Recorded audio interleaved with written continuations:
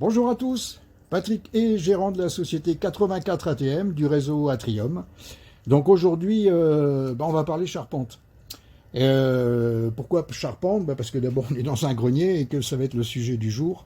Et dans un premier temps, je vais vous montrer ce qui à mon sens est une vraie charpente. Enfin une vraie, dans le sens une très belle charpente. C'est-à-dire charpente à l'ancienne, avec un double fermage en étoile, ce que je trouve vraiment magnifique, et ce qui est vraiment du travail d'artiste. Vous allez pouvoir le constater par vous-même. Donc ça, ça se trouve par là. Alors, voilà, excusez-moi, je baisse la tête pour ne pas me cogner partout. Voilà, bon, je vous fais juste un petit panoramique, après je vais vous montrer ça nettement mieux.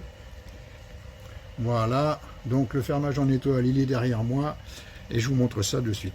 Donc voilà ce que on appelle, ce qui est appelé en fait une charpente en étoile, avec un double fermage en étoile. Je vous laisse admirer en fait la chose. Donc voilà. Alors effectivement, à mon sens, je trouve ça vraiment magnifique. Et malheureusement, je pense pour des histoires de coûts, les difficultés de mise en œuvre, on en voit de moins en moins. Voilà.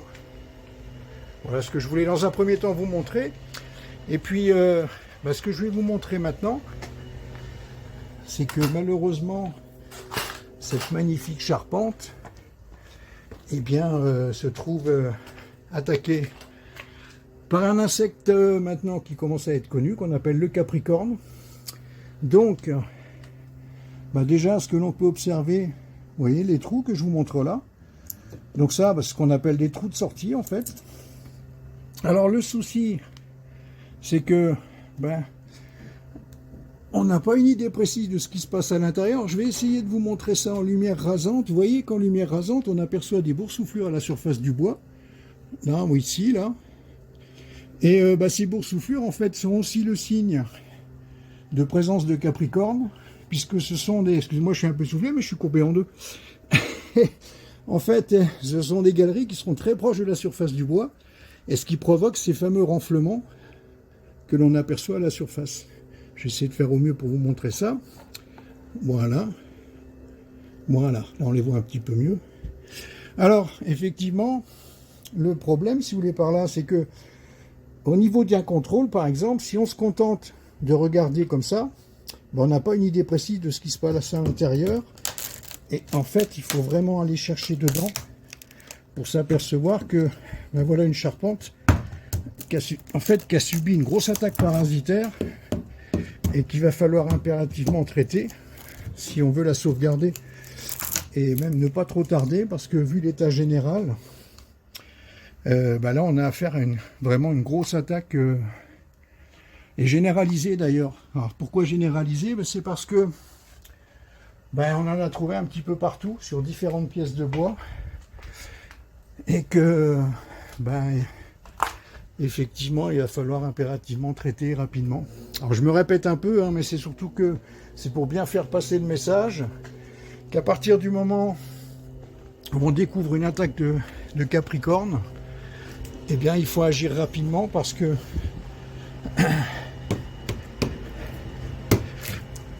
voilà, vous voyez l'appareil. Voilà, et ça, malheureusement, on va le retrouver un peu partout sur la charpente. Alors même si, et là je tiens quand même à préciser, c'est que même si on a affaire à une charpente avec des grosses sections, donc charpente à l'ancienne, malgré tout, sa solidité peut vraiment être mise à mal par le Capricorne, qui, si on le laisse faire, va continuer à dévorer tout l'intérieur des pièces de bois, et que malheureusement, même si on a sous les yeux une charpente qui paraît vraiment très très très solide, malheureusement arrivera toujours un moment. Alors, vous voyez là, donc là la pièce que je vous montre, en fait c'est une des pièces principales de la charpente, puisque vous voyez elle fait partie intégrante du fermage. Et là de la même manière, vous voyez les trous de sortie, là il y en a un là, Voilà, là, il y en a là aussi. Là, il y a des boursouflures.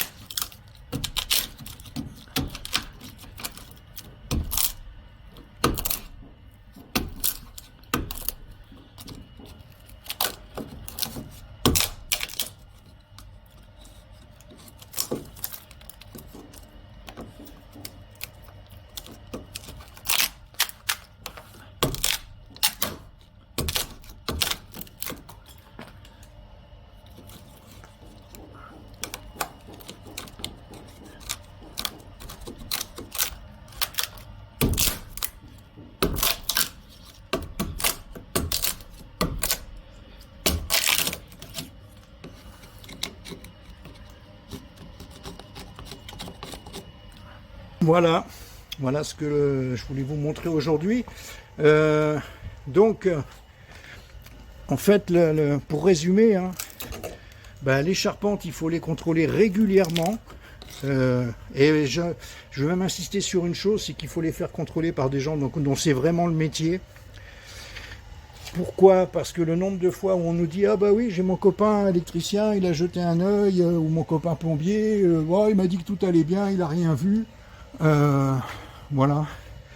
Eh bien, non, il vaut mieux faire contrôler par quelqu'un dont c'est vraiment le métier et qui simplement aura l'œil affûté puisqu'il en aura l'expérience, quoi. En fait, il saura ce qu'il faut rechercher. Je vous ai parlé des boursouflures. Bah, c'est vrai que si... Excusez-moi, tout à l'heure, je suis courbé en deux.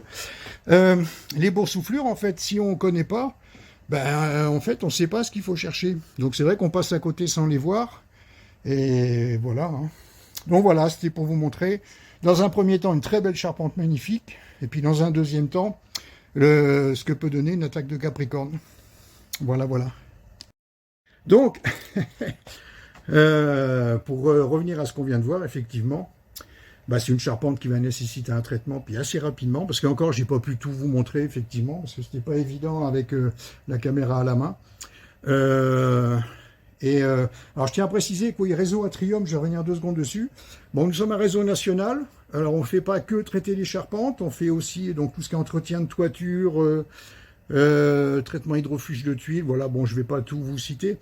Et si vous avez des soucis au niveau de votre maison, quel que soit l'endroit, on est présent quand même sur une quinzaine de départements en France. N'hésitez pas à chercher sur Internet. Vous tapez le site Atrium, A-T-R-I-O-M-E. Et puis, recherchez l'agence la plus proche de chez vous. Voilà, écoutez, sur ce, bonne journée à vous. Portez-vous bien. Et puis, vous voyez, en fait, j'ai du mal à me tenir debout. C'est pour ça que je suis essoufflé depuis tout à l'heure. Je suis courbé en deux. Enfin, bref. Donc, portez-vous bien. Et puis, écoutez, à une prochaine. Voilà. Au revoir, à bientôt.